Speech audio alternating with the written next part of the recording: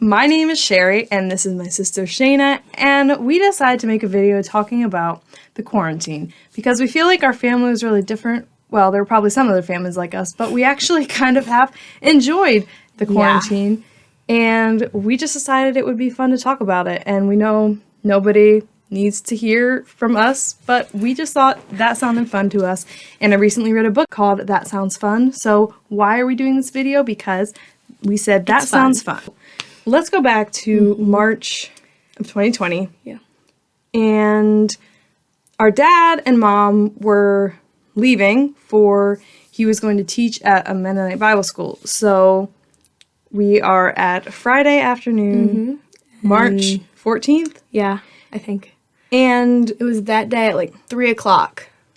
we got the news. That school was canceled. It's canceled. For a week. That's what we heard. For a week at first. And so they left for I went because we thought didn't have to be at school, so I went along for that that week. week. They were going to be there for 3 weeks, but we were like, oh, we're not having school for a week. Shane will go there.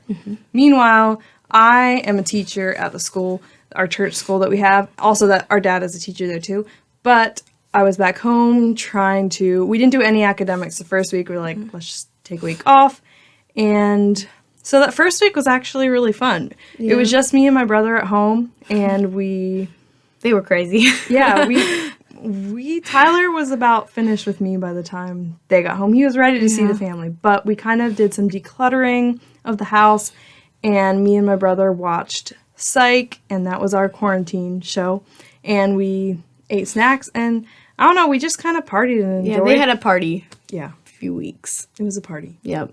And we got back, and while we were there, we heard about some of the stuff we were doing, and we were like, man, they are crazy. They were getting concerned about what was Yes, we going were. on back here. But 1 week turned into...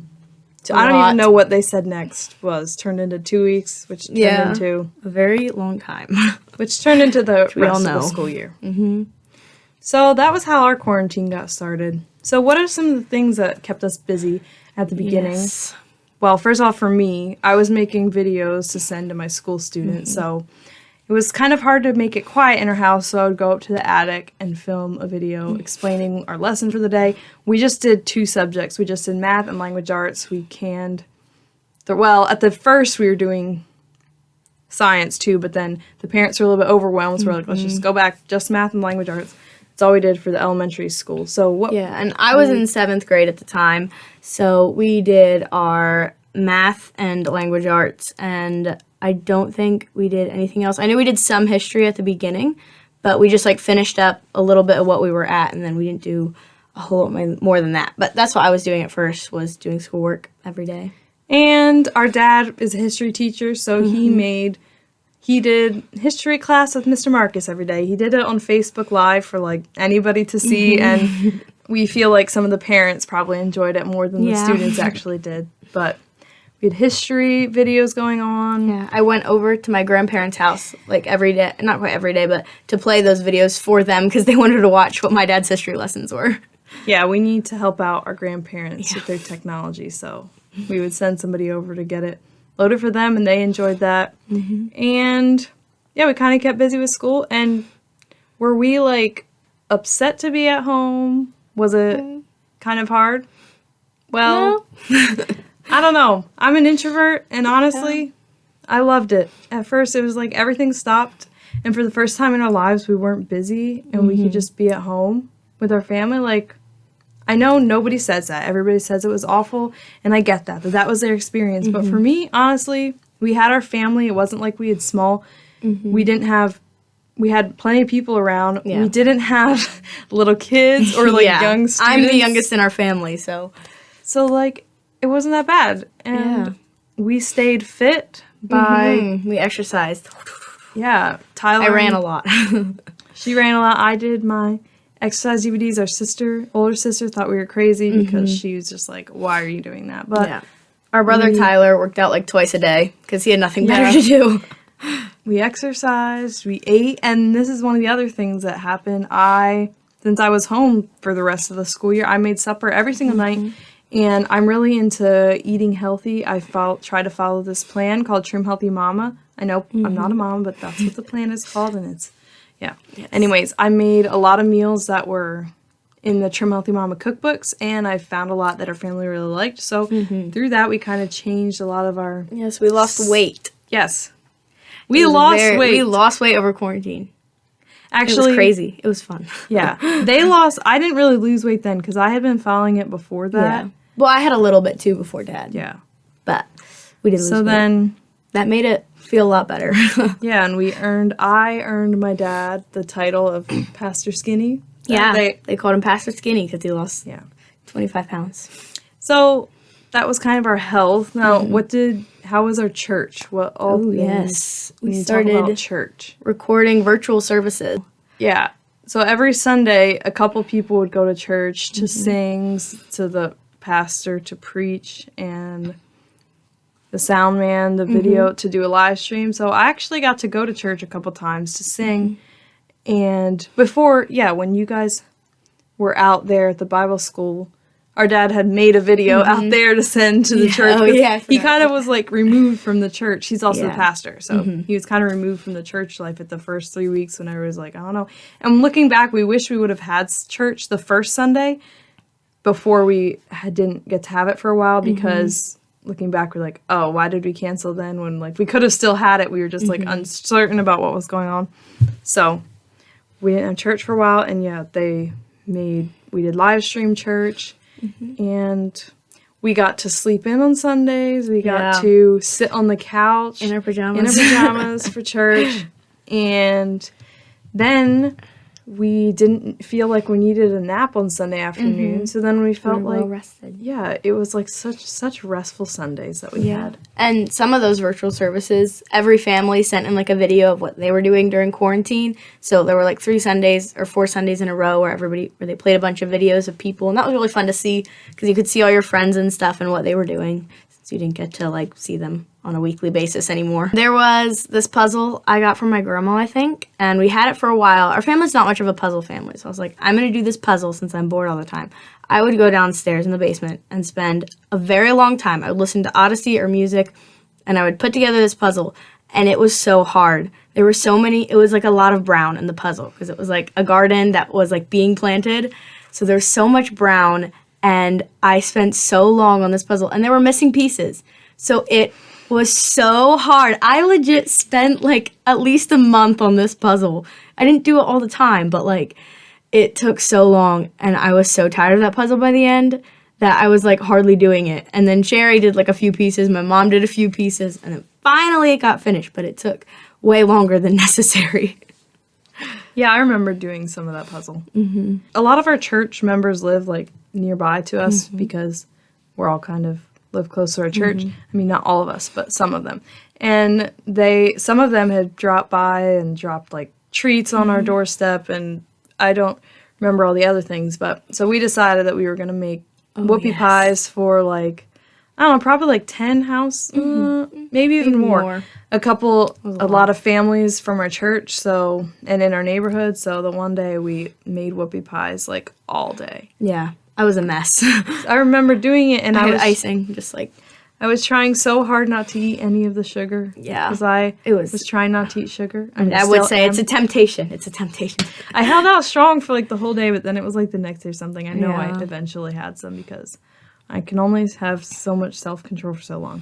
Yeah. So I made whoopie pies, and I'm a reader. A lot of us do a lot of reading in this house. I'm trying to think of the books that I read. I know that I read Piercing the Darkness by In This Present Darkness. Can't think of the author's name at the moment, but it was 2 thick books that I got in one book from the library. So actually, I think I had that checked out before the quarantine, but then I didn't actually read as much as I should have read probably during that, but I know I read quite a few books, although I can't remember what they were at the moment, but I do have them written down in my book journal. Did you read anything? I read a book called Unveiling Grace while I was at the Bible school. I read that for it only took me 2 weeks because I didn't read it all the time. But I can't really think specifically of any books. I also started watching Sight because they watched it while I was away. But I watched that because they had already watched it. I remember when I came back, they were like, oh, there's this show, you should watch it. And they showed me one of the scariest episodes first. And I was like, why would you give me that impression of the show? So whatever, but I did finish that. I can't really think of a specific book, though, that I was reading at that time. Oh, yeah, and one other thing I did for school, I think only 2 of my students watched it, which was okay because, I was doing it for fun. One of my favorite things to do is to read aloud to my students, and I had a book that I had started before school ended, but I didn't get to finish it, so then I just made videos reading each chapter for the rest of the book, even though only like 2 students listened, but I don't know, I had fun reading it, even if nobody else liked to listen to it. Yeah. But, yeah. What else? Yeah, one thing, my cousins, like a bunch of my younger cousins it was Messenger Kids, and so there was this group chat, it was like me and like maybe 5 or 6 other of my cousins, like young cousins, like the youngest might have been like 7 at the time maybe, I'm not quite sure, but so I had a lot of communication with my cousins, and it was a lot, so I had these like 7-year-olds like texting me, and we would have these FaceTimes randomly. That was just something I did sometimes to keep busy, communicate with my cousins, and we had some very interesting. The young ones like to send like multiple emojis, just like boom, boom, boom in a row. So it was, something to entertain me, I guess. One other thing I did is, so like my sister and her husband kind of like quarantined with us. So like we didn't see other people, they didn't see other people, so that then we could like get together sometimes, and she would come to our house, we would go to their house and stuff. And so, yeah, we live really close. A block away. Yeah. And so over quarantine, she taught me how to sew, so that's fun. I've sewed like, I'd say 4 or 5 dresses that she's been helping me with. So that was just something I did. I was really glad I got to learn how to do that because it is kind of fun. I did enjoy it sometimes. Other times we got tired of each other. But yeah, I learned how to sew, and that was actually like really fun, and I'm glad that I know how to do it now. One of the other things I was looking through, this is my kind of planner-ish that I had during the quarantine, and I actually exercised like the most that I ever had in my life during the quarantine. So that was a plus. When you don't have anywhere to go, you do what you always put off at home and you have no excuses. Also, I'm looking through the books that I read because this is my book journal here, and I read the book Educated by Tara Westover, and that was one of the nights that I had some kind of caffeine the night before, and literally I was up the entire night reading that book. Read the book The Ministry of Ordinary Places by Shannon Martin, which that one is kind of about like relating to your neighbors and stuff. So it was kind of like, oh, we're in quarantine, can't really do these things right now, but it was good. I liked that book. And This Present Darkness and Piercing the Darkness by Frank Peretti. To Hell with the Hustle, very strong title, but it was very fitting for the time that we were in. I read the book Decluttering at the Speed of Life by Dana K. White, but that was an audiobook. And I Dared to Call Him Father. The rest of 2020, I really did not read very many books at all. We had mentioned how I was up the whole night reading. I still am not even sure what caused that every time, but I'm very sensitive to caffeine. If I drink coffee at 11 o'clock in the morning, I could be up 3 hours. But then other days, we don't. It's like kind of random sometimes. But I have to be very careful after having coffee after 12 in the afternoon. Also, chocolate sometimes, if I had dark chocolate, like right before bed, that kept me up. And so I had several like nights where I did not sleep. And I randomly would make like videos talking in the middle of the night and send it to my friends. And then kind of when I would have a night where I don't sleep, then the next day I'm just kind of crazy because I then probably like caffeinate again so that I could survive the day. And then it was just kind of a vicious cycle. Yeah, I pulled like at least 2 all-nighters by myself. I mean, you probably pulled more. Yeah. Because of caffeine, you just can't sleep, so. And it's just like my mind will just like race. It's like, and I'll think about all these different things and like, I know I'm not going to fall asleep because my mind just won't stop going. And if I didn't think about how I didn't want to wake everybody else up, I'd probably be the most productive at like 3 o'clock in the morning. Like, that's when I was like, I want to do this, I want to do this, I want to get all this stuff done, but, I can't wake up the rest of my family. And I generally don't post tons on social media, but always when I would be up in the middle of the night because of caffeine, that's when I'd be inspired, and I would have these videos of me talking really quietly because I was trying not to wake anybody up.